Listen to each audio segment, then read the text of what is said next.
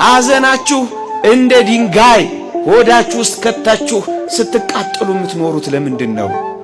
እናንተ ክርስቲያኖች ሰው ክርስቲያን ሆኖ የሚሞተው ለመነሳት እንደሆነ አታውቁም እንዴ?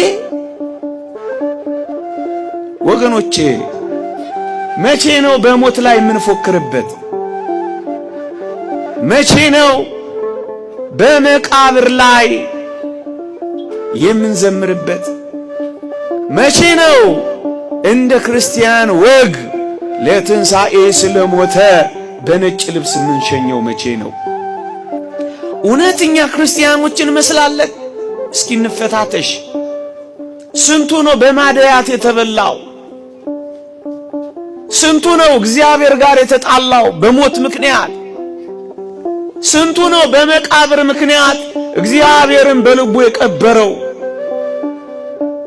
ስንቱ ነው ተስፋ ቆርጦ ኑሮ አቆመው? ለትንሣኤ እንደ ሞቱ ያላወቅነው ስንቶች ነን ወገኖቼ? አዎ ሐዘናችን ቅጥ ያጣ ክርስትናችን የይምሰል ስለሆነ እኮ ነው በሞት የተሰበር ነው፣ በመቃብር ያፈርነው። እንግዲያውስ ክርስቲያን ከሆን እንደ ሐዋርያው እንደ ቅዱስ ጳውሎስ ሞት ሆይ መውጊያ የታለ? ሲኦል ሆይ ድል መንሳት የታለ? ብለን እንዘምራ።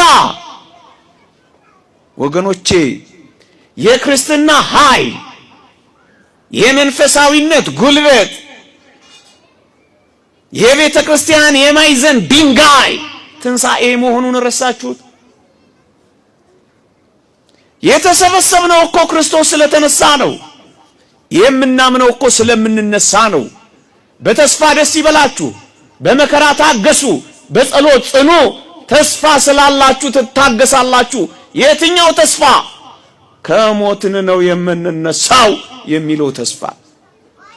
ወገኖቼ እውነት ይሄ አረዳድ ቢኖረን ኖሮ ዘምረን አንቀብርም ነበር? ከእግዚአብሔር ጋር እንጣላ ነበር? ያዙ ይልቀቁኝ እንል ነበር? አብረን ካልተቀበርን እንል ነበር?